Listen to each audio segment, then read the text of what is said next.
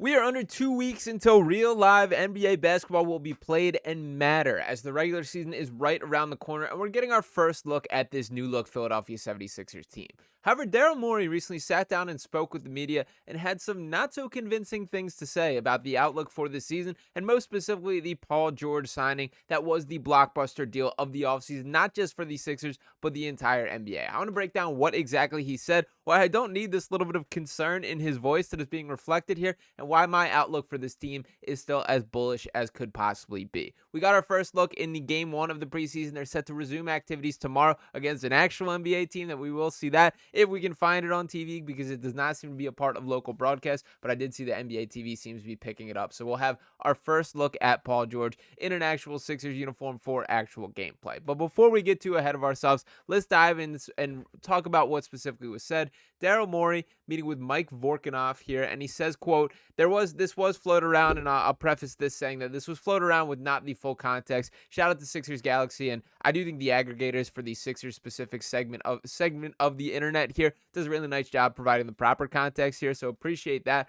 But this quote was chopped up in a little bit way that was not fully reflective originally. But the full quote that was says is, quote, "We were talking with what we thought was the best plan, signing Paul George, to keep ourselves in title contention, but it definitely was a risky plan. They don't always work out, but we felt like all other plans were worse." And that specific risky plan part is really what's been run with the national headlines. And I'll start with, I think, just how Daryl Morey's brain works, that I think he's so numbers infused and has math at the back of his mind for what's the percentage of this, what is the percentage of this, making this move gives us whatever increased chance of ultimately winning a championship, that Paul George is the answer to all these questions here. That is the best route, and for a lot of ways. For starters, we know who Paul George is as a player. We know this is a guy who averaged 22.6 points per game last year, a 41.3% three-point shooter that shot 45.7% at the corner last year. We know the perfect fit when you think about a true guard with Tyrese Maxey, a true big man in Joel Embiid, and adding this true wing with Paul George. This is the most modern version of a wing that the Sixers have had in the entire Joel Embiid era,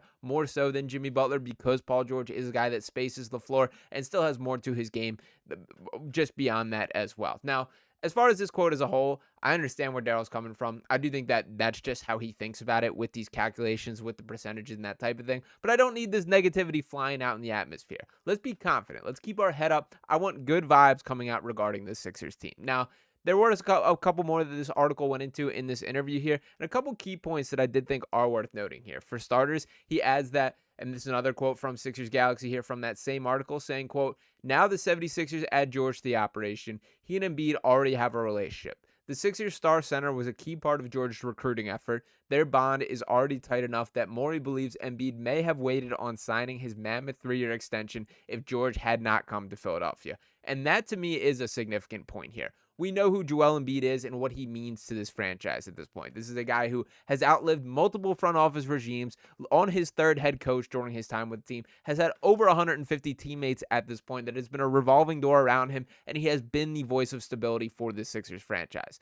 I do think that relationship over time has become a little bit more strained than sometimes we acknowledge. There's always the distant trade rumors that have been floating out there, and I do think that there were points, particularly in this recent era, where Joel had to sit there and say, damn, is this really my best outlook? Is this really what I want to do? Is it this important to maintain playing with my entire career here? And I do think that Daryl Morey ultimately this offseason, with his actions, proved that this is the case here. I also think we should acknowledge how cool it is that Joel was a part of this recruiting process. That one of the critiques that I've had for Joel for years is when you look at how the NBA is built, when you look at how these super teams happen, these star players looking to play with each other, it's always player driven. That it's the guys that spark up a relationship, start to like each other, whether it is at all-star games or off-season activities, whatever the case may be. And that's what leads to actual internal change within a team. When there is those whispers in your ear of, I want to play with this guy, or we want this guy to come play with this team, we want him to come over, that's when things start to happen. And Joel,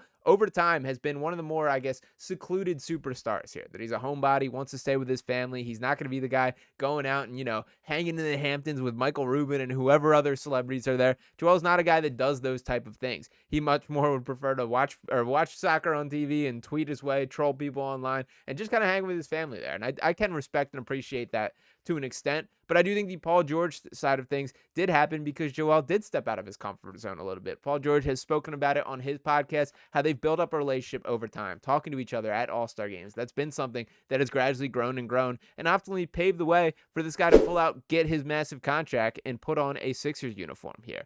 Now, we will see our first look at Paul George, that he is set to make his debut in tomorrow's preseason game. Very excited about that there. And we are starting to see how this team fully fits together here. There was a nice quote from Kelly Oubre that I appreciated, that he said, quote, "The way that the pieces were put onto the puzzle, they're all coming together as we get closer to training camp. And you can kind of see the glimpses of greatness and glimpses of this organization moving as a family and coming together for the bigger goal." That's Kelly Oubre before training camp on the first episode of the Sixers All Access there.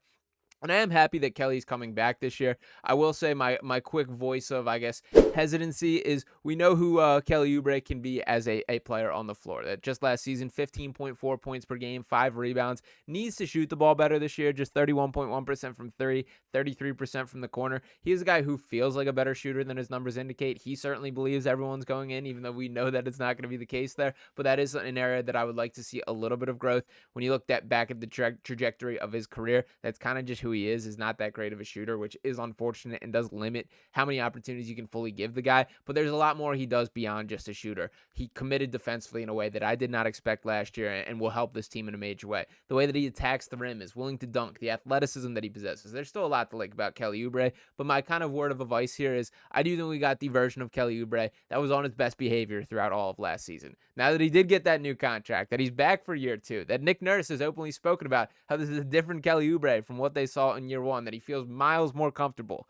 That's great. Let's just stay in our lane as far as on the court. I don't need a ton of Kelly Oubre heat checks when you're sharing with Joel Embiid, Tyrese Maxey, and Paul George here. So just a little food for thought there. I'm still very happy that Kelly is back, but want to make sure that he is on the same page here. Now, we also got some high praise from a national pundit here, from Tim Bontemps on the Hoop Collective podcast, and he was talking about kind of the hierarchy of the Eastern Conference and the NBA as a whole, and he said, quote, "The Sixers have a deeper roster than the Knicks do, and they started the summer with one player under contract." And that one player, of course, being Joel Embiid there. And I don't mean to diminish his impact on this team. We know that this guy has been the epicenter, and we can see what he can do from a production standpoint. An MVP before, a 3-time scoring leader, although last year did not count because of the games played here. He's still going to be the epicenter of this franchise, the most important player on this Sixers team. But there's just now the reserves that he has to rely on. He has the proper supporting cast finally around him. The pieces of the puzzle are coming together, as Kelly Oubre states here. And when looking at this depth chart as a whole,